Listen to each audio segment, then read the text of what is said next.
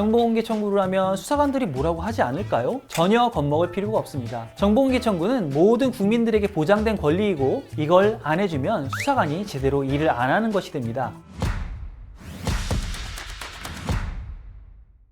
안녕하세요. 수사받는 법 알려드리는 형사전문 변호사 조승현입니다. 지난 영상에서 경찰서에서 전화 올 때 대응하는 법을 알려드렸는데요. 그때 조사받기 전에 꼭 고소장이나 신고서 등에 대해서 정보공개 청구를 해서 내용을 확인해봐야 사건에 대해서 제대로 된 대응이 된다는 말씀을 드렸었습니다. 그래서 이번에는 정보공개 청구하는 방법을 알려드리겠습니다. 제가 알려드리는 내용 그대로 따라 하시기만 하면 되니까요. 끝까지 잘 봐주세요.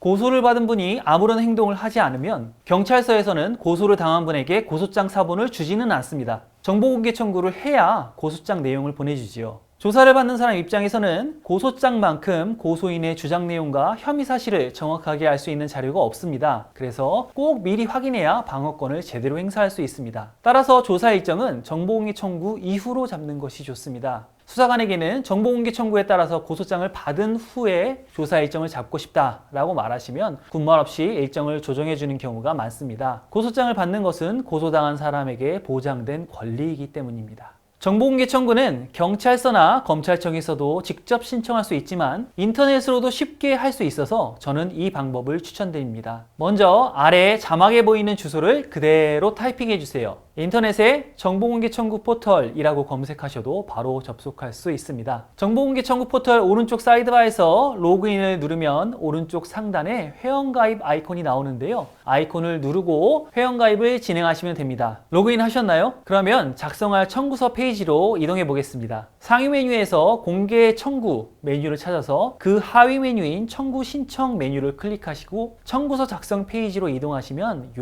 화면을 보실 수 있습니다. 청구 정보 칸에 청구 주제와 제목을 선택하도록 되어 있는데요. 청구 주제는 안전이라고 적으시면 되고요. 제목은 고소장 정보공개 청구라고 적으시면 됩니다. 더 아래로 내려가면 보시는 것처럼 청구 내용이라는 칸이 나오는데요. 청구 내용은 제가 불러드린 것 그대로 쓰시면 됩니다. 땡땡 경찰서 땡땡땡과 땡땡땡 수사관이 담당하는 사건 번호 2025-땡땡땡번 사건과 관련해서 경찰 수사서류 열람 복사에 관한 규칙 제3조 2항, 제4조 1항에 근거하여 피고소인이 어떤 혐의를 받고 있는지 사건 파악을 하여 방어권을 행사할 수 있도록 범행 일시, 장소, 범행 방법 등이 포함된 고소장에 대한 정보 공개를 청구합니다. 그 아래에는 청구기관이 어디인지 적어달라고 나오는데요. 사건 담당 경찰서나 검찰청 이름을 적은 뒤에 기관 찾기 버튼을 누르면 됩니다. 공개 방법은 전자파일, 수령 방법은 정보통신망을 선택하시면 됩니다. 청구인 정보란에는 자신의 정보를 그대로 기재하셔야 하고 전자우편을 반드시 적어야 합니다. 정보공개 파일이 여기에 적힌 메일 주소로 오기 때문입니다. 청구 접수가 완료되면 정보공개 청구를 한 날로부터 10일 이내에 정보공개 결정을 해야 합니다. 그리고 사정에 따라서는 10일 정도 더 연장이 가능합니다. 정보공개 청구에 10일에서 20일 정도 걸린다고 보시면 됩니다. 정보공개 청구에 대해 말씀을 드리면 가끔 이렇게 물어보시는 분들이 계십니다. 정보공개 청구를 하면 수사관들이 뭐라고 하지 않을까요? 그런데 전혀 겁먹을 필요가 없습니다. 정보공개 청구는 모든 국민들에게 보장된 권리이고 이걸 안 해주면 수사관이 제대로 일을 안 하는 것이 됩니다. 그리고 경찰서의 정보공개 청구를 행정적으로 담당하는 분이 따로 있습니다. 그래서 담당 수사관에게 부담을 주는 것 아닌가 하는 걱정을 하실 필요는 전혀 없습니다. 정보공개 청구 처리 상황이 궁금하다면 청구 신청 내역 페이지에서 처리 상태를 확인할 수 있습니다. 그림에서 보이는 대로 누르시면 됩니다. 고소장에 대한 정보공개 청구는 고소당한 사람에게 보장된 권리입니다. 반드시 정보공개 청구를 해서 미리 고소 사실을 확인하고 가야 방어권을 제대로 행사할 수 있다는 점 꼭 기억해 주세요.